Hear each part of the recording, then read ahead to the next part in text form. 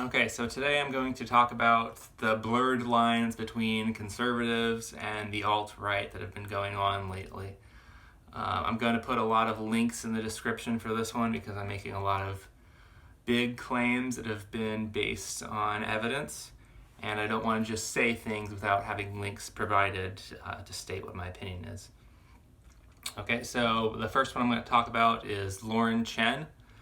Lauren Chen, as you may have known, was known as the YouTuber as Roaming Millennial, but then she changed her name to her actual name. And she's a pretty much mainstream, younger generation conservative. And she has had some ties with the alt-right, and she's recently called herself a Christian nationalist as well. She's had Richard Spencer on her channel before, and the interview style was a lot like Dave Rubin's with the thing, and not really much pushback on that. As well, she's also been on a few streams with Nick Fuentes, not just her and him, but a few other people as well.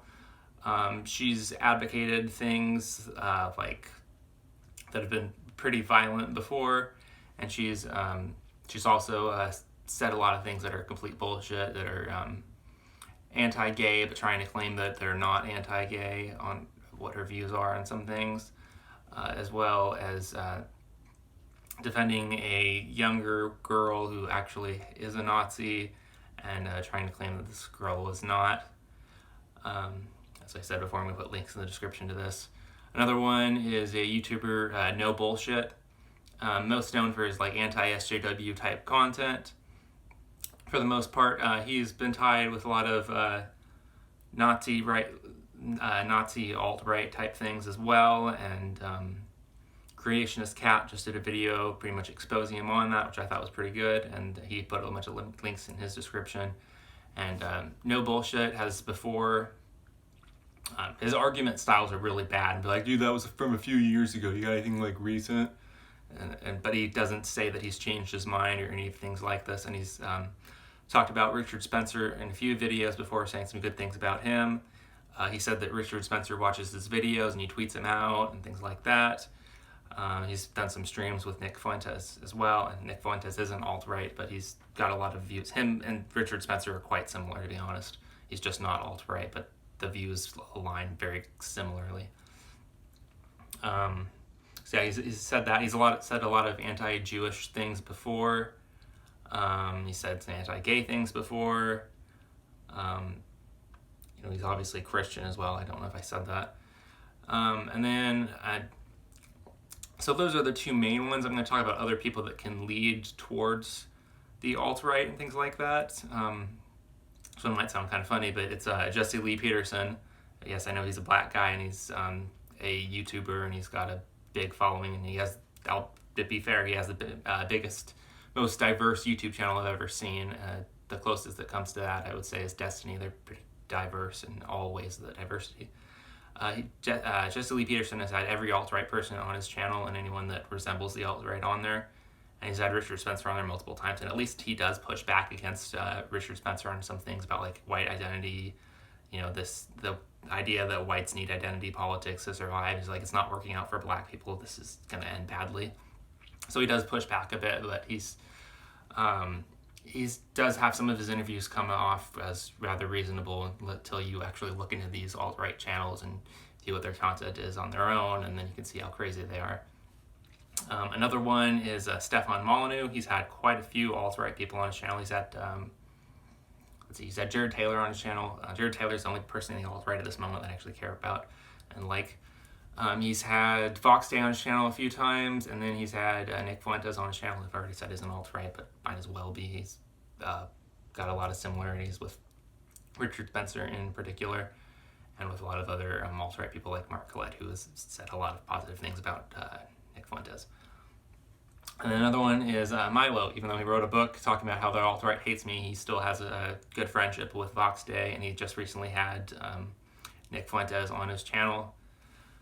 And then there's Andy Worski. Andy Worski started out as like any other anti-SJW YouTube channel and was pretty funny for a while and good, and then he got into this like alt-right thing and having a bunch of alt-right people on his channel and things like that. Chris obviously wanted out, and so he left the channel, and now it seems that Andy Worski went from being an anti-SJW who was pretty liberal on things, supported gay marriage and things like that, supported abortion, and now it's fair to call him alt-right, and he's had Mark Led on his channel before within like the last year or so, and his channel has gone downhill for quite a while. And then another one, one thing that I thought was interesting is the lies that were told by right-wingers, specifically by PragerU, and told by Dinesh D'Souza, that the alt-right is a left-wing group and things like that, and they point towards Richard Spencer in particular with his views on healthcare and things like that. But you look at most people in the alt-right and their views on traditionalism and the importance of being a good Christian, and their views on strong immigration policies and things like this. These align a lot more with the right than they do the left at all. And most people in the alt-right are Christian or some denomination of Christianity. And so I thought it was very dishonest that PragerU has made that one video. I've already talked about this, and many other people have too, but it's pretty clear that the alt-right is a right-wing organization as a general rule. So, some of their things can be a little bit mixed on economic issues, I would say, and like healthcare and stuff, but for the most part, I would say it definitely is a right-wing thing. It's just amazing that, a while ago it seemed like the left was eating itself, but I think the reality is, like, social justice warriors were eating social justice warriors, and that there's plenty of progressives out there that still make good content, like Destiny and Secular Talk and David Pakman, and these are the people that do the, I don't know what you would call it exactly, deprogramming, I suppose, to getting people out of these bad environment and cult-like things, and there's some independent people, I would say, that can do some deprogramming on the right, although it's not as present.